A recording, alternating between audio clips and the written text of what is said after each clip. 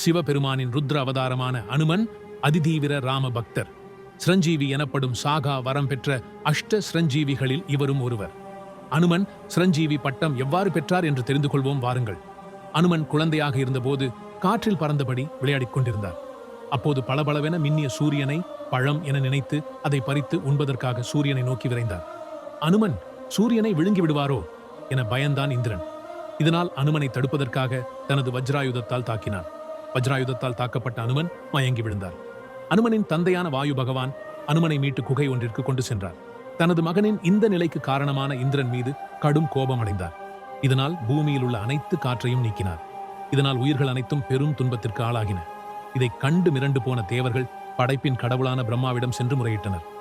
இந்த பிரச்சனைக்கு தீர்வு காண தேவர்கள் அனைவரையும் அழைத்துக் கொண்டு அனுமன் இருந்த குகைக்கு சென்றார் பிரம்மா. அனுமனை குணப்படுத்தினார் பிரம்மா. அங்கு வந்திருந்த அனைத்து கடவுள்களும் அனுமனுக்கு பலவிதமான வரங்கள் கொடுத்து ஆசி வழங்கினர். ஒவ்வொரு தெய்வமும் ஒவ்வொரு அற்புதமான வரத்தை அனுமனுக்கு அளித்தனர். இறுதியாக வரமளித்த பிரம்மா எந்த ஆயுதத்தாலும் மரணம் ஏற்படாத சிரஞ்சீவி வரத்தை அனுமனுக்கு அளித்தார்.